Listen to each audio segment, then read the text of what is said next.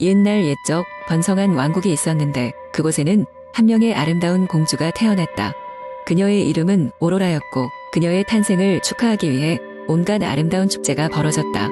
왕과 왕비는 전국의 모든 요정들을 초대하여 공주에게 특별한 축복을 내려줄 것을 요청했다. 축제는 화려하고 환상적이었으며 각 요정들은 오로라 공주에게 특별한 선물을 하나씩 주었다. 어떤 요정은 공주의 지혜를 위해, 또 다른 요정은 그녀의 선함을 위해, 또 어떤 요정은 아름다움을 위해 축복을 내렸다. 하지만 초대받지 못한 사악한 마녀가 이 축제에 분노를 품고 나타났다. 마녀는 오로라 공주에게 저주를 내리기를 그녀가 16세가 되는 날 날카로운 물레바늘에 찔려 깊은 잠에 빠질 것이라 했다. 그 순간 나라 전체가 공포에 휩싸였고 왕과 왕비는 큰 슬픔에 빠졌다. 그러나 아직 축복을 내리지 않은 마지막 요정이 있었는데 그녀는 이 저주를 완전히 거두지는 못했지만 그 대신 오로라가 참된 사랑의 키스를 받으면 다시 깨어날 것이라 말하며 저주를 덜어주었다. 이에 대비해 왕과 왕비는 모든 물레를 왕국에서 없애기로 결심했고 공주가 저주를 피할 수 있도록 그녀를 멀리 떨어진 숲 소고도막에 보내며 몇 명의 믿을 수 있는 요정들에게 맡겼다. 공주는 자신의 운명을 모른 채 숲속에서 자랐고 매일매일 행복하게 지냈다. 시간이 흐르고 마침내 저주가 발효되는 16세가 되던 날이 다가왔다. 오로라는 거울에 비친 자신의 얼굴을 보며 그 이상한 하루가 시작되었음을 예감했다. 숲속에서 산책하던 중 우연히 젊고 멋진 왕자를 만나게 되었고 두 사람은 첫눈에 서로의 운명을 느꼈다. 하지만 운명의 날은 막을 내리고 있었다. 오로라는 오래된 물레바늘에 찔리게 되었고 순간적으로 깊은 잠에 빠졌다. 절망에 빠진 요정과 왕자들은 그녀가 있는 곳으로 달려갔다. 왕자는 오로라의 얼굴을 보며 사랑의 진실함을 확신했고 그녀에게 키스를 했다. 마법은 파워풀하게 작용했고 오로라는 다시 눈을 떴다. 왕국은 기쁨과 환희로 가득 찼고 오로라와 왕자는 결혼하여 행복하게 살았다는 이야기다. 이로써 숲속 깊은 곳의 공주는 사랑과 희망으로 영원히 기억되게 되었다. 그리고 마녀의 저주는 더 이상 왕국을 위협할 수 없었다.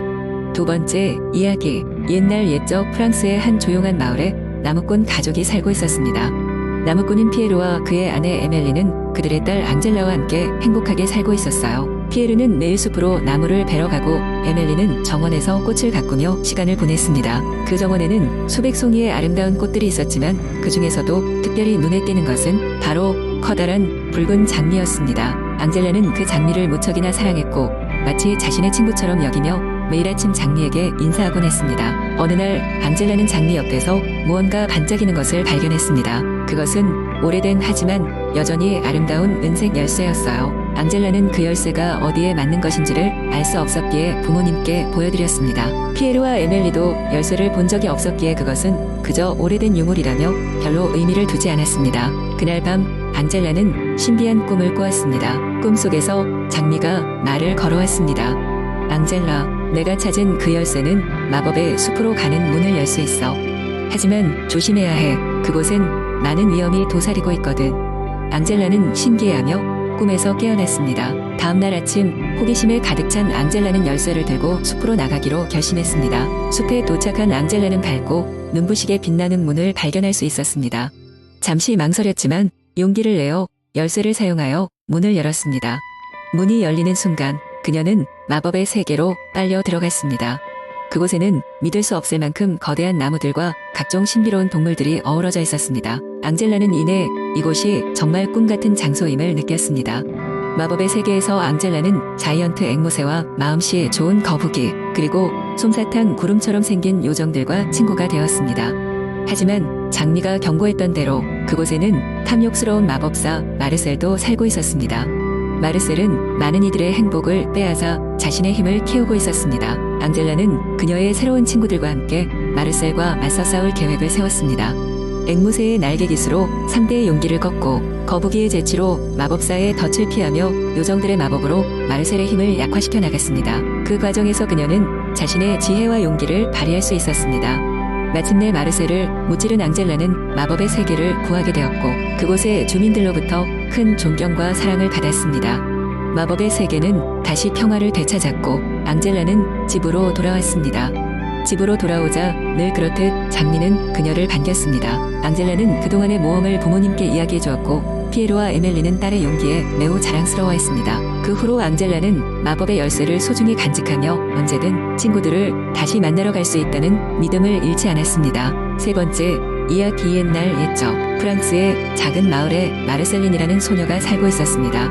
그녀는 항상 마을 밖에 있는 아름다운 장미 정원으로 산책을 나가곤 했습니다. 이 정원은 수백 년 된 오래된 성의 일부였으며 온갖 색깔의 장미들이 사시사철 피어 있었습니다. 마르셀린은 이 정원을 다른 그 누구보다 사랑했고 이곳에 앉아 책을 읽거나 노래를 부르는 것을 좋아했습니다. 어느 날 정원에서 작은 노란색 문이 그녀의 눈에 들어왔습니다. 그녀는 이전에는 전혀 본 적이 없는 문이었죠. 호기심에 가득 찬 마르셀린은 그 문을 열어보기로 결심했습니다. 문을 열자마자 그녀는 놀라운 광경을 마주했습니다. 문 너머에는 또 다른 정원이 펼쳐져 있었고 이곳은 환상의 세계처럼 보였습니다. 나무에는 황금빛 열매가 열려 있었고 공기 중에는 달콤한 향이 가득 몰려왔습니다. 그때 정원의 한쪽에서 자신을 부르는 소리가 들렸습니다. 소리의 주인을 찾기 위해 걸음을 옮기자 한 작은 요정이 나타났습니다. 요정은 자신을 플로르라고 소개하며 비밀의 정원이 오직 진정한 마음을 가진 사람에게만 모습을 드러낸다고 말했습니다. 마르셀린이 그 정원을 발견한 것은 그녀의 순수한 마음 때문이었습니다. 플로르는 마르셀린에게 이곳의 장미들은 단순히 아름답기만 한 것이 아니라 각 장미가 마법의 힘을 지니고 있다고 설명했습니다. 이런 장미 하나를 소유하게 되면 어떤 소원이든 한 가지를 이룰 수 있었습니다. 마르셀린은 그 말을 듣자마자 어린 남동생이 앓고 있는 병을 치료하고 싶다는 생각이 들었습니다. 하지만 플로르는 소원을 이루기 위해서는 용기와 희생이 필요하다고 경고했습니다. 장미를 따기 전 그녀는 마음속에 진짜 소원이 무엇인지 다시 한번 생각해 보라고 했습니다. 마르셀린은 자신이 진정 원한 것은 단지 남동생의 행복뿐임을 깨달았습니다. 그녀의 순수한 소원은 그 순간 요정에게 인정받아 장미 하나를 받을 자격이 주어졌습니다. 마르셀린은 떨리는 손으로 장미를 하나 따서 남동생을 위해 소원을 빌었습니다. 그 즉시 현기증이 일어났고 그녀가 눈을 떴을 때는 자신의 침대에서 깨어나 있었습니다. 꿈처럼 느껴졌지만 그녀의 손에는 여전히 그 아름다운 장미가 들려 있었습니다. 그날 이후로 마르셀린의 남동생은 차차 기력을 회복하며 건강해졌고 마르셀린은 자신이 나눈 사랑과 희망이야말로 진정한 마법임을 깨달았습니다. 마을 사람들도 그녀의 이야기를 듣고 불가사의한 정원에 대한 전설을 입에서 입으로 전하게 되었습니다. 이렇게 하여 프랑스의 작은 마을에서 꿈과 희망이 담긴 또 하나의 동화가 사람들의 마음속에 자리 잡게 되었습니다. 네 번째, 이야 뒤옛날 옛적 프랑스의 어느 작은 마을에 안느라는 소녀가 살고 있었습니다.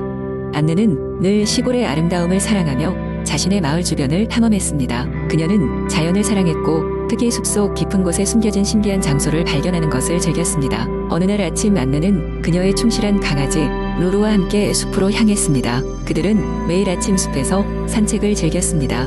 그러나 그날은 특별히 다른 날이었습니다. 길을 걷다가 안느는 낯선 나무 문을 발견했습니다. 문에는 복잡한 무늬가 새겨져 있었고 해가 반짝일 때마다 반사되어 빛났습니다.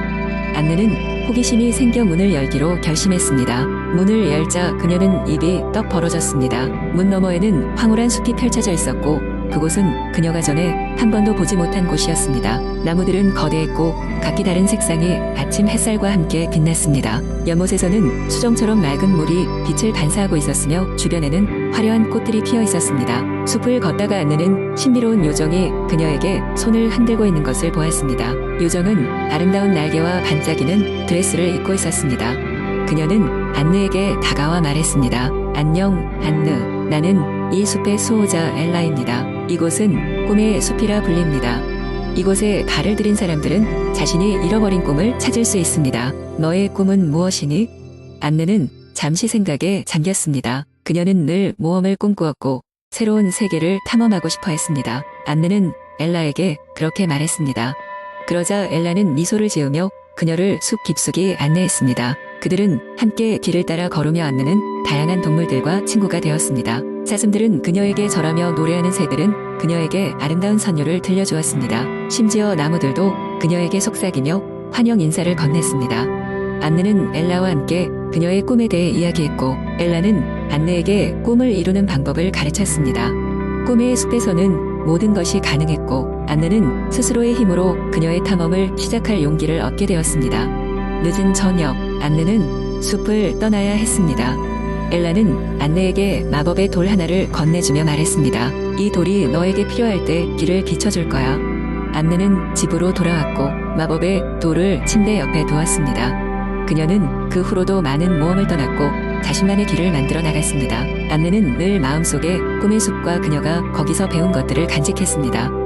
그리고 시간이 지나 안느는 그녀 자신만의 이야기를 쓰기 시작했습니다. 그녀는 꿈의 숲에 대한 이야기로 그녀의 주변 사람들을 감동시키며 많은 사람들에게 꿈꾸는 법을 가르쳐 주었습니다.